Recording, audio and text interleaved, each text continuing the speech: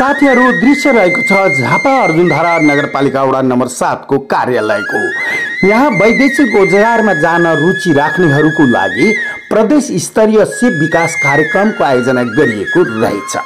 यसका कार्यक्रम संयोजक अमर पूर्वेसँग केही कुराकानी बुझ्ने प्रयास गर्नेछु, साथै रहनुहोला। सर, यहाँलाई कार्यक्रममा स्वागत छ। नमस्कार। सिपमूलक कार्यक्रम प्रदेश स्तरीय ल्याउनु भएको रहेछ है। यसको बारेमा 1 महिने प्रशिक्षणमा उपलब्धिहरू के भए र यो कसरी आयोजना गरिएको थियो, यसको बारेमा जानकारी गराइदिनु। धन्यवाद प्रश्नको लागि। यो चाहिँ हाम्रो वैदेशिक रोजगार बोर्डको पावरमा काठमाडौँको आर्थिक सहयोगमा चाहिँ सञ्चालन भएको प्रोग्राम हो होइन। यो चाहिँ प्रत्येक वर्ष लगभग हामीले चाहिँ योभन्दा अघिल्लो वर्ष पनि हामीले सञ्चालनमा ल्याएका छौँ। यो चाहिँ नेपाली चाहिँ विशेष गरी पालिकामा भएका प्रदेश स्तरीय चाहिँ मान्छेले हामीले चाहिँ विभिन्न जिल्लाबाट चाहिँ छनौट गरी कार्यक्रम सञ्चालनमा ल्याएका छौँ। र यो कार्यक्रम भनेको चाहिँ तपाईँको चाहिँ हामीले यो कार्यक्रम चाहिँ मन्त्रालयबाट चाहिँ खाना बस्न सहितको तालिम हो। यो चाहिँ 1 महिनाको तालिम हुन्छ। यहाँ चाहिँ हामी खाना बस्न पनि हामी सबै सुविधा दिएका छौँ उहाँहरूलाई। यहाँ चाहिँ हाम्रो लगभग विभिन्न जिल्लाबाट पनि आउनुभएको छ 25 साथीहरू। लगभग हाम्रो अहिले भनेको ठिक सूर्योदय नगरपालिका र जोगमाई नगरपालिका मोरङ अनि हाम्रो कन्काई नगरपालिकामा पनि आउनुभएको छ 25 साथीहरू। उहाँहरूलाई चाहिँ लगभग विशेष यो किन खाना बस्नको भन्दाखेरि चाहिँ उहाँहरूलाई चाहिँ विशेष गरी यो चाहिँ भनेको तालिम चाहिँ तपाईँको चाहिँ उहाँहरूको चाहिँ पासपोर्ट अनिवार्य तालिम हो।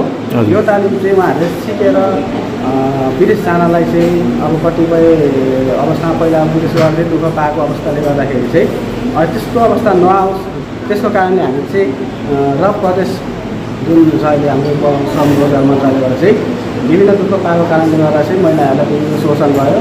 काममा भएको काममा नसिकिकन जाँदाखेरि चाहिँ शोषण भएकोले गर्दाखेरि त्यस्तो अवस्था नसिर्जना नहुन दिनको लागि उहाँहरूलाई हामीले चाहिँ गार्मेन्ट मेसिन अपरेटरको हामीले प्रपोजल यहाँबाट लगभग हाम्रो यहाँ समन्वयमा वडा नम्बर 7 को समन्वयमा अर्जुनधारा नगरपालिकामा सञ्चालन गर्ने गरी चाहिँ हामीले यो कार्यक्रम प्रस्ताव पेश गरेका थियौँ।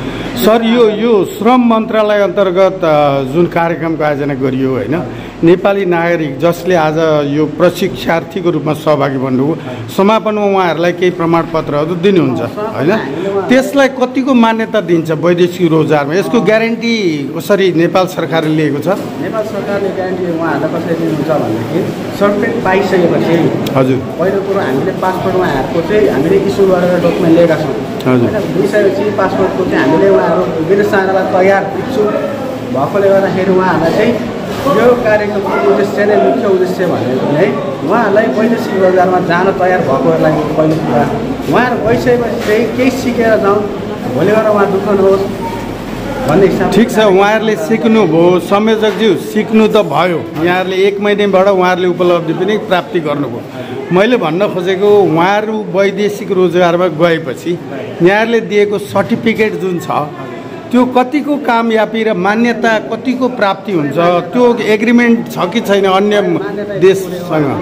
उहाँहरूलाई चाहिँ हामीले लगभग अब बोर्डको कार्यक्रम अन्तर्गत चाहिँ हामीले लगभग 5वटा मेन पावर सरकारी मेन पावरहरू मार्फत चाहिँ उहाँहरूलाई निःशुल्क रूपमा उहाँहरूको चाहिँ मेडिकल सम्बन्धको पैसा नलाग्ने तरिकाबाट चाहिँ सरकारी गभर्मेन्ट कोटामा चाहिँ हाम्रो अहिले भर्खरै अब सुन्नमा आएको छ जोर्डन देश सम्झौता भइसकेको छ उहाँलाई लानलाई। उहाँहरूको चाहिँ स्पिटेज लगभग उहाँहरूको चाहिँ काठमाडौँमा 2 दिन चाहिँ हुन्छ। उहाँहरूले यहाँ सिक्नुहुन्छ, यहाँ सिकेको उपलब्धि सरहरूले उहाँ हेर्नुहुन्छ।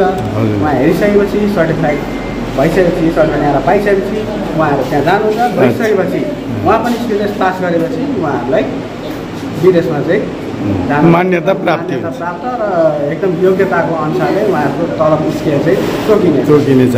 सर, अब यो जुन प्रदेश स्तरीय होइन अर्जुनधारा नगरपालिका वडा नम्बर 7 को यो जुन सभा हलमा आयोजना गर्दा यहाँ धेरै अनुहारहरू प्रदेश स्तरीय यहाँले अघि भन्नुभयो कन्काई सूर्योदय नगरपालिका होइन, झापाका अन्य नगरपालिका आइरहँदा यहाँका स्थानीय अनुहारहरू चाहिँ कम देखियो नि, यो के कारण यस्तो भयो? हाम्रो प्रदेश स्तरीय भएकोले गर्दा हामीले खाना बस्न दिएकोले गर्दाखेरि त्यो ठिक छ। नर्म्समा चाहिँ के छ भने 10% चाहिँ हाम्रो पालिकाकोमा राख्ने र विभिन्न जिल्लाको पनि सबै जाने भएपछि हाम्रो पासपोर्ट भएकोले गर्दाखेरि आवश्यक भएकोले गर्दाखेरि चाहिँ खाना बस्न दिएकोले गर्दाखेरि विशेष फोकस हाम्रो चाहिँ के भनेदेखि उहाँहरूलाई लैजानको लागि पर्सेन्टेज चाहिँ छुट्याएको छ।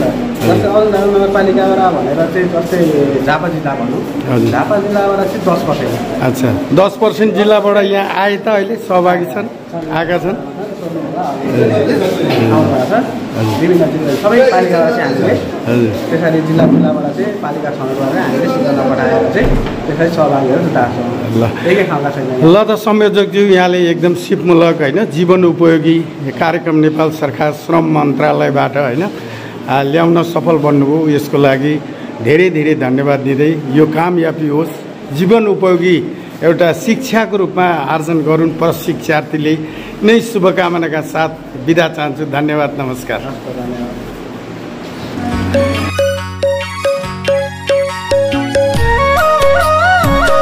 बहिनी, कार्यक्रममा स्वागत छ यहाँलाई, नमस्कार।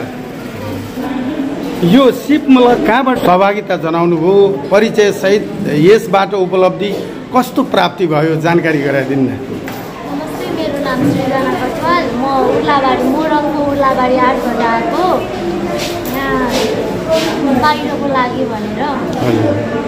अनि अलिअलि अब कपडाहरू सबै सिलाउन। के सिक्नुभयो यहाँ? जिगज्याग अनि सर्कल, ट्रिकोट, डबल ट्रिकोट, डबल जिगज्याग। हजुर, अब यो 1 महिनाको बसाइ कस्तो रह्यो त यो नगरपालिकामा? राम्रो भयो एकदम। राम्रो भयो। के व्यवस्थापन थियो आयोजकबाट यहाँहरूलाई? हाम्रो चाहिँ अब बस्न खान सबै थियो। कस्तो लाग्यो त्यो नगरको बसाइ? राम्रो लाग्यो। र यो जुन सिप सिक्नुभयो यसबाट आफ्नो जीवनको लागि है कतिको लाभ लिन सक्छु भन्ने यहाँमा कन्फिडेन्स आयो त यो प्रशिक्षणपछि? हुने रहेछ गरौँ भने सिकेपछि अब हुने रहेछ गर्दाखेरि हो। र यसबाट तपाईँलाई धेरै कन्फिडेन्स भयो होइन त? आगामी यात्रा जीवन उपयोगी शिक्षा मैले पाएँ भन्ने यहाँलाई लाग्यो। ल त है त, सफलतापूर्वक यहाँको कार्यक्रम सम्पन्न होस्, शुभकामना छ है त। धन्यवाद। बहिनी, कार्यक्रममा स्वागत छ यहाँलाई, नमस्कार। यो 1 महिनाको बसाइ होइन र यो सिप शिक्षा जुन यहाँले प्राप्ति गर्नुभयो होइन, यो कतिको फलदायक महसुस गर्नुभयो? कृपया परिचय सहित बताइदिनु न। नमस्कार, मेरो नाम रञ्जना राई हो। मेरो घर चाहिँ इलाम हो। इलामदेखि आएको हामी 4 जना छौँ।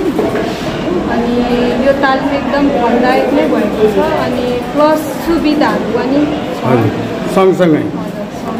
र यो बसाइ जुन 1 महिनाको बसाइबाट होइन, बसाइ मात्रै भयो कि यसबाट जुन प्राप्ति गर्ने उद्देश्य लिएर आउनु भएको थियो नि इलामबाट, त्यो उद्देश्य पनि प्राप्ति भयो? के लाग्छ? हजुर, उद्देश्य पनि प्राप्ति भयो। के विषय चाहिँ पूर्ण रूपमा सिलाउन सक्षम बन्नुभयो त भनिदिनु त। विशेष गरेर 4वटा सिलाइ बारे त्यसलाई चाहिँ अब प्र्याक्टिकलमा पनि हजुर अनि सँगसँगै थ्योरी पनि हुन्छ। हजुर, त्यो बारे पढ्दै अनि त्यो अनुसार कपडामा सिलाउने है। सिलाउने कुरामा केमा पर्फेक्ट हुनुभयो त आजसम्म? 1 महिना पूर्ण भयो हिजो होइन, के बताइदिनु त। जम्मा 10वटा सिलाइको प्रकारहरूमा 10वटा नै सिलाउने। के 1-2वटा भन्नु त।